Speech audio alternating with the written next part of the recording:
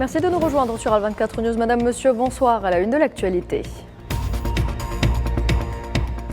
Génocide à Gaza, l'armée sioniste continue l'effusion de sang dans l'enclave palestinienne et commet de nouveaux massacres faisant des dizaines de victimes parmi les civils et alourdissant le bilan à 40 334 martyrs.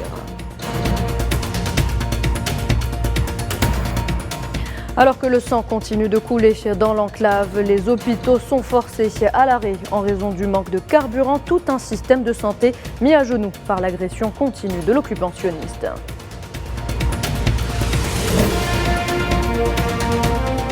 En Algérie, la campagne électorale bat son plein en prévision de l'élection présidentielle du 7 septembre prochain. Les trois candidats continuent de sillonner le pays pour convaincre leur électorat.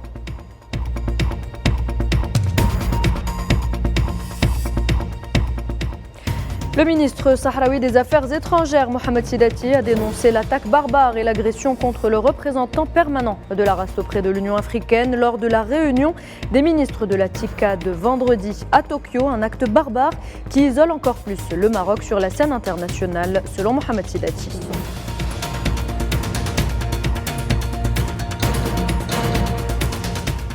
Et ce nouveau drame au Pakistan, dans le sud-ouest, un attentat à la bombe tue 2 enfants et blesse 16 personnes.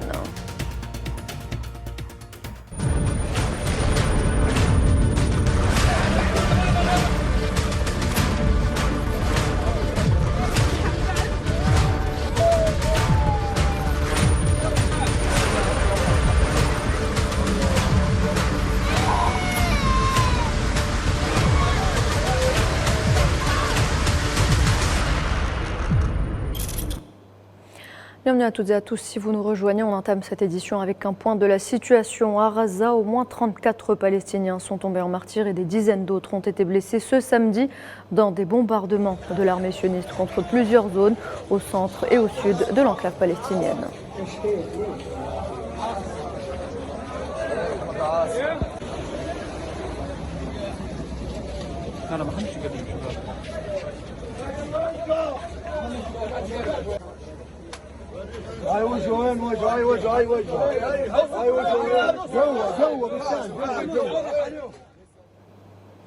Quatre Palestiniens ont également été tués et des dizaines d'autres blessés dans un autre bombardement de l'occupation qui a ciblé cette fois-ci une maison dans la région de Man, à l'est de Khan Younes, dans le sud de Gaza.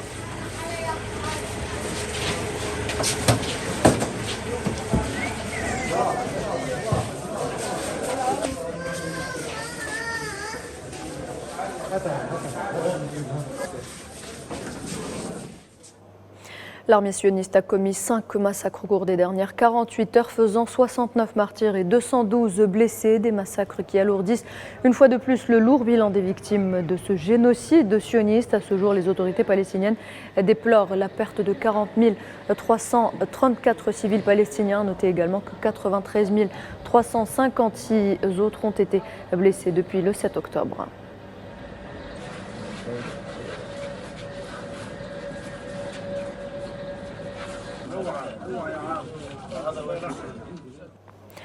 Le génocide à Gaza a séparé bien des familles. Plus de 19 000 enfants se retrouvent aujourd'hui non accompagnés, selon le porte-parole de l'Agence des Nations Unies pour l'enfance, Kazem Abou Khalef.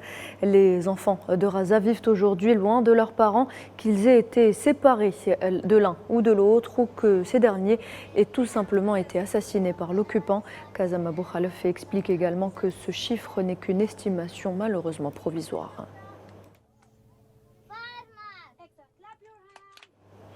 Sachez également qu'environ 100 000 citoyens palestiniens ont été forcés à se déplacer de la ville de Deir el-Balah durant les dernières 48 heures en raison de la poursuite des bombardements de l'occupation sur la ville et ses environs.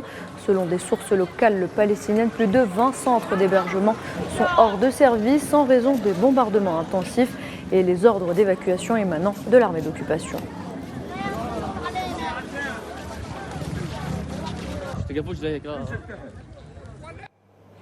Gaza, où les organisations humanitaires avaient déjà donné l'alerte, il ne s'agissait plus que d'une question de temps avant la résurgence de la polio dans l'enclave. Faute de trêve, les agences de l'ONU décident de lancer une campagne de vaccination à grande échelle dans toute l'enclave d'ici fin août, nous dit Nariman Zekar. C'est une scène devenue fréquente depuis près d'un an. Les déchets et les eaux usées font partie intégrante du paysage à Gaza. De l'eau sale envahit les rues, attirant moustiques et mouches. Un paradis pour les microbes, de quoi provoquer des maladies et des éruptions cutanées.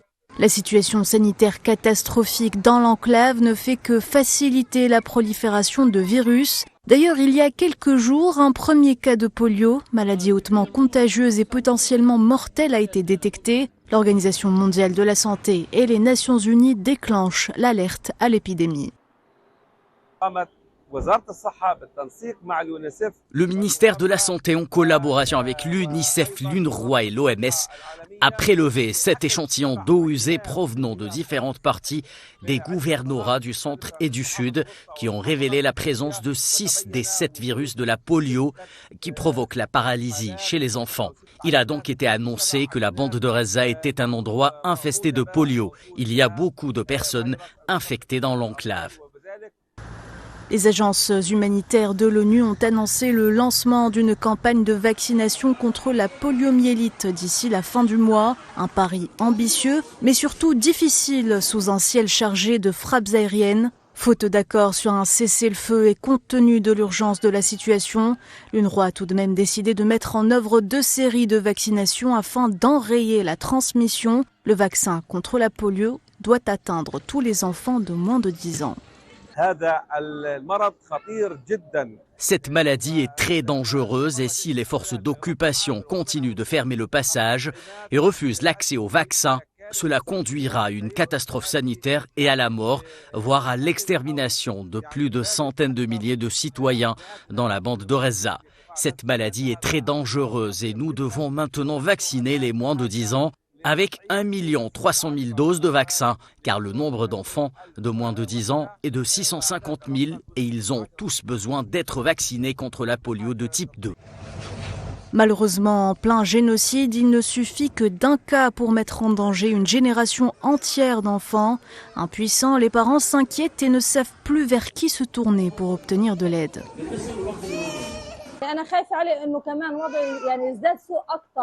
J'ai peur que la situation s'aggrave et que davantage de cas de polio se propagent chez les enfants. Nous voulons que les enfants soient vaccinés contre la polio le plus tôt possible afin d'éviter que leur état s'aggrave. Mon fils n'a pas reçu le premier vaccin le premier mois. C'est pourquoi je l'ai emmené à l'hôpital car il n'a pas reçu suffisamment de traitement pour que sa santé s'améliore. Après plus de 10 mois d'agression quotidienne, l'entité sioniste a fait de Gaza un abattoir à ciel ouvert, empêchant l'acheminement des aides et des médicaments. L'occupation tente de réaliser un nouvel objectif, tuer les Palestiniens à petit feu. Et les pénuries de carburant dans l'enclave palestinienne assiégée obligent les rares hôpitaux encore fonctionnels à mettre fin à leur service et à repousser leurs opérations dans la pénombre des couloirs de l'hôpital Kamal Adwan dans le nord de Gaza. Le téléphone portable est désormais un outil essentiel pour les médecins qui peinent à travailler avec des générateurs à sec. Commentaire Maria Scheuer. Ce n'est ni le tensiomètre ni le stéthoscope qui sont indispensables pour les médecins exerçant à Gaza, mais plutôt un téléphone muni d'une torche pour rédiger le rapport et éclairer les couloirs menant vers des patients dans le besoin d'auscultation. Alors que l'hôpital Kamal Adwan, situé au nord de la ville assiégée, tout comme les rares hôpitaux encore fonctionnels, s'est forcé de soigner ses patients avec le peu de matériel mis à sa disposition, il s'est retrouvé aujourd'hui forcé d'annoncer la fermeture de ses portes à cause de l'absence de carburant dans l'enclave. Nous sommes ici à l'hôpital Kamal Adwan et nous annonçons la fermeture complète de l'hôpital et l'arrêt des services aux patients en raison de la pénurie de carburant et de l'arrêt de la fourniture par les institutions internationales du carburant nécessaire pour faire fonctionner nos générateurs. Ici, nous manquons également d'oxygène et la station d'oxygène s'est complètement arrêtée et nous ne pouvons pas utiliser l'énergie solaire, sauf lorsque des massacres et des blessures graves se produisent en raison d'un ciblage sioniste. Car l'énergie solaire ne peut pas suffire pendant 24 heures à la suite d'une panne d'électricité. Le manque critique de carburant dans la bande de Gaza met en péril le fonctionnement des couveuses. Ces bébés, nés au cœur de la guerre, ne pourront plus survivre longtemps. Ils sont menacés par le manque de carburant essentiel pour le fonctionnement des couveuses, censé maintenir ces nouveau-nés en vie. Les enfants aux couveuses sont menacés d'arrêt cardiaque et de mort. Il y a également 7 cas dans l'unité de soins intensifs. Ils mourront à cause de la pénurie de carburant. Nous demandons aux institutions et aux équipes internationales d'approvisionner l'hôpital Kamal Adwan en carburant, car il est menacé et il va cesser complètement de fonctionner.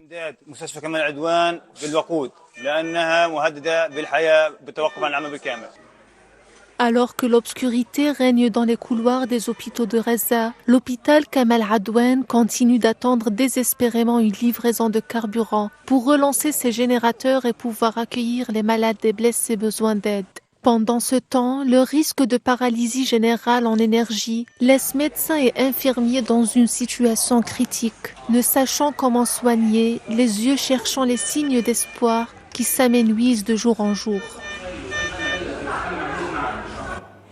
Alors que les pourparlers sur la trêve dans la bande de Gaza reprennent au Caire, la population exprime son espoir pour un retour au calme. Washington a fait état vendredi de progrès lors de discussions actuelles en vue d'une trêve dans l'enclave palestinienne associée à une libération de captifs.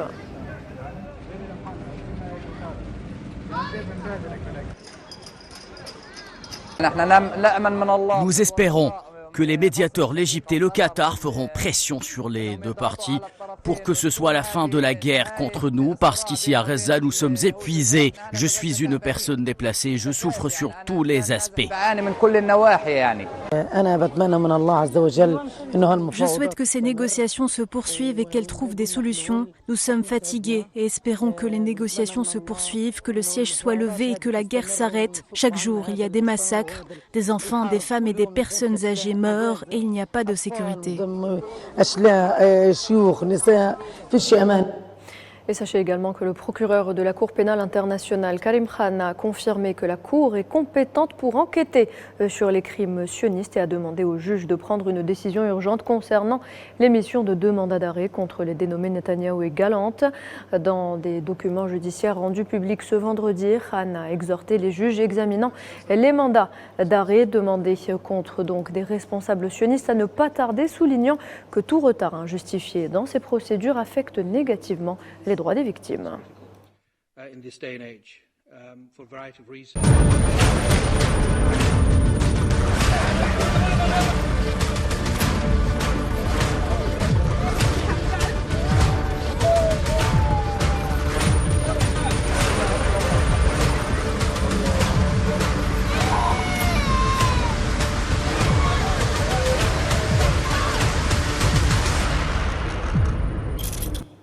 Voilà donc concernant le génocide sioniste qui se poursuit à Gaza. L'armée sioniste cible aussi régulièrement le sud du Liban. Vendredi, 7 personnes ainsi qu'un enfant ont été tués lors de nouvelles frappes de l'occupant sur la région.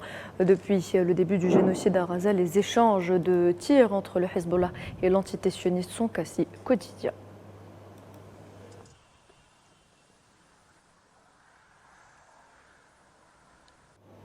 Et ces images publiées par les Houthis, elles montrent l'attaque qu'ils ont menée sur un pétrolier grec. Ces attaques sont une riposte au génocide perpétré par l'entité sioniste à Gaza, précisent les Houthis, selon lesquels le pétrolier ciblé se dirigeait vers un port de la Palestine occupée, assurant l'alimentation de l'occupant en pétrole.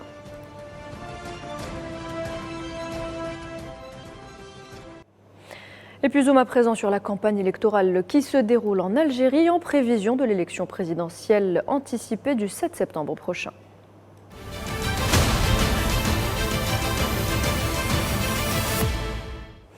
Les 3 candidats à cette élection sillonnent l'ensemble du territoire national et vont à la rencontre des électeurs. Youssef Aouchiche, secrétaire général du Front des forces socialistes, a lors de son meeting aujourd'hui rappelé l'importance de cette échéance électorale, appelant la population algérienne à voter massivement le 7 septembre.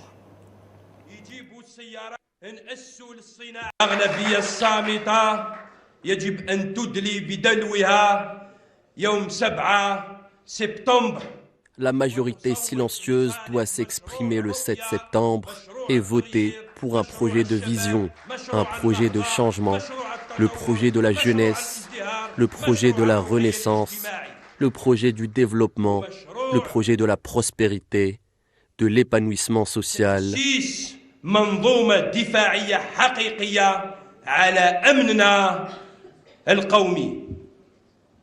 Et le projet de l'édification d'une institution de défense de notre sécurité nationale.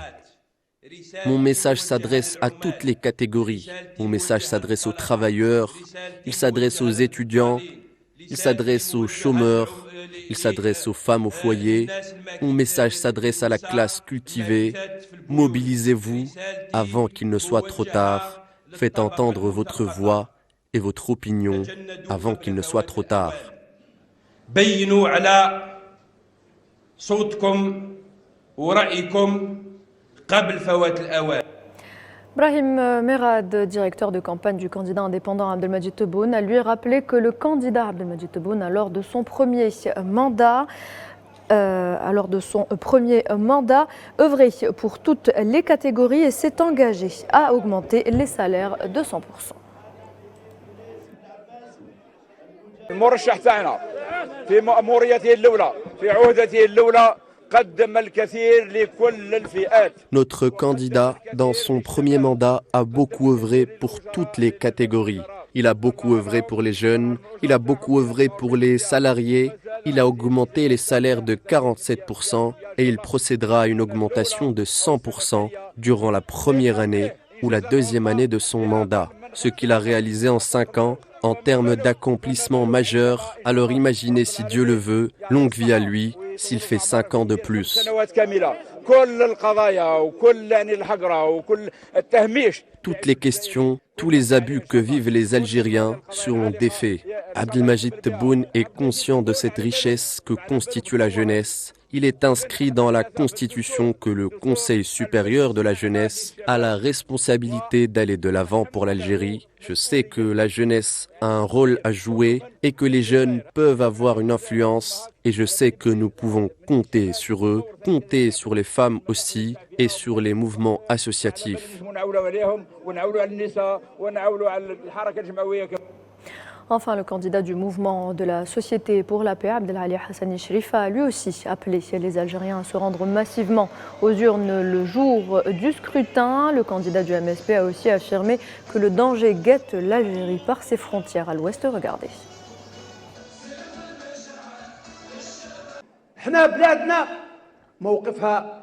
Notre pays à nous, sa position, la position de son peuple, la position de toutes ses composantes ne s'accorde pas et ne suit pas cette approche internationale.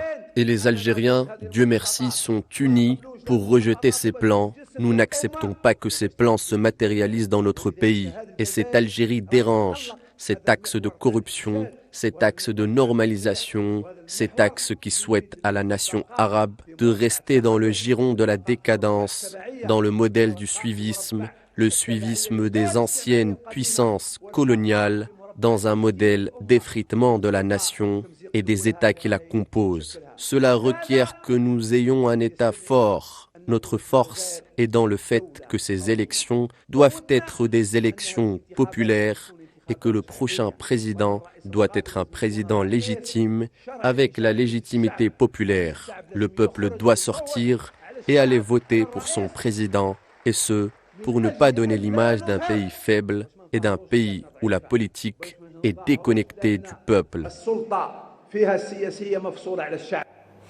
Dans le reste de l'actualité africaine, la réunion ministérielle du sommet de la conférence internationale de Tokyo sur le développement de l'Afrique s'est ouverte aujourd'hui à Tokyo en présence du ministre sahraoui des Affaires étrangères Mohamed Sidati, accompagné par le représentant permanent de la République sahraoui auprès de l'Union africaine, Lamine Abba Ali, qui a assisté hier à la réunion d'experts. Le ministre sahraoui des Affaires étrangères a tenu plusieurs réunions avec ses homologues africains avant l'ouverture de la réunion pour échanger de points de vue sur les sujets qui devraient être abordés, mais également sur cette agression qu'a subie le diplomate sahraoui de la part d'un membre de la délégation marocaine. Mohamed Sidati a d'ailleurs dénoncé les mensonges du Marzen sur l'exclusion de la République arabe sahraoui démocratique de la réunion.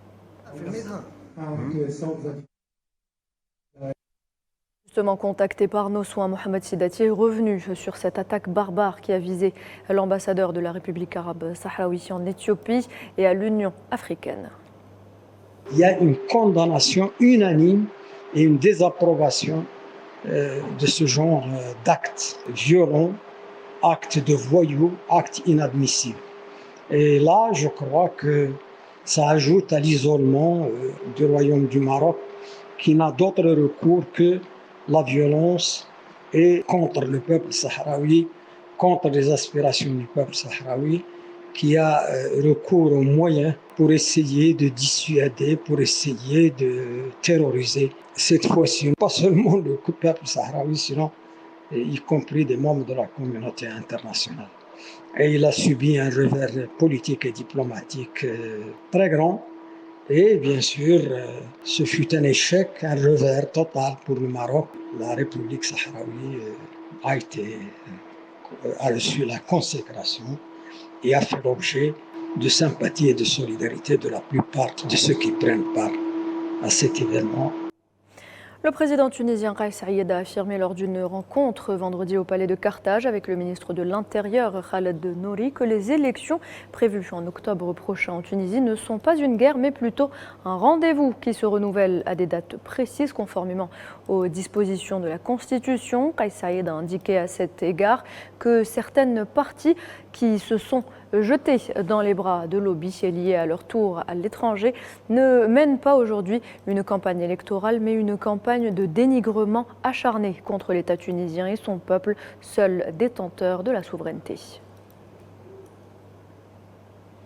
Toujours dans la région, un accord entre groupes armés et organisations sécuritaires a été conclu à Tripoli pour désamorcer de graves tensions que connaît la capitale libyenne depuis plusieurs semaines. C'est ce qu'a annoncé le ministre de l'Intérieur libyen, Ahmed Trabelsi.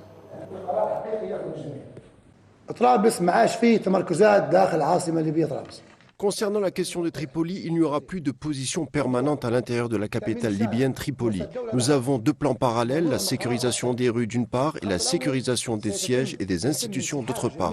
Pour le premier plan, tous les services de sécurité se retireront et retourneront à leurs quartiers généraux principaux et non individuels. Le service de dissuasion doit également retourner à son siège. Ahmed Trabelsi nie qu'une partie ou qu'un groupe envisagerait de prendre d'assaut la Banque centrale. Il y a quelque temps, des rumeurs graves ont circulé concernant des forces, des groupes, des brigades et des milices qui envisageaient d'attaquer la Banque centrale de Libye. Je tiens à vous rassurer à 100% et aujourd'hui, je parle au nom de tous les services de sécurité, il n'y aura aucune force militaire, aucune intention en tant que ministre de l'Intérieur chargé de la sécurité de la région et des institutions de l'État. Je n'ai entendu parler d'aucune entité militaire qui aurait tenté ou planifié une attaque contre la Banque centrale de Libye. Tout autre chose à présent dans le conflit russo-ukrainien. Alors que les combats se poursuivent sur le terrain, la Russie et l'Ukraine ont annoncé avoir procédé à un échange de prisonniers ayant permis donc la libération de 230 captifs au total. Ainsi, 115 prisonniers de chaque camp ont été remis en liberté. Et les procureurs siciliens ont annoncé samedi avoir ouvert une enquête pour homicide involontaire par négligence après le naufrage du super yacht qui a fait 7 morts cette semaine près de Palerme. Le parquet a souligné que l'enquête était à ses débuts après le naufrage donc du voilier battant pavillon britannique au nord de l'île italienne lors d'une tempête à l'aube ce lundi. L'inscription au registre des suspects d'une infraction pénale signifie au regard de la loi en vigueur que nous, ou plutôt moi le procureur, avons considéré comme probable l'existence des infractions en question, homicide involontaire et naufrage.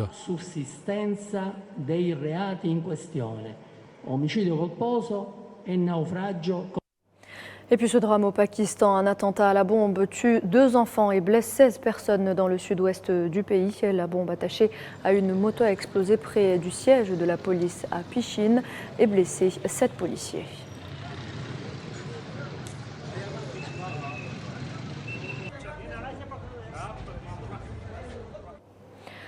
Et voilà, c'est la fin de cette édition. Merci de l'avoir suivi. Très bonne soirée.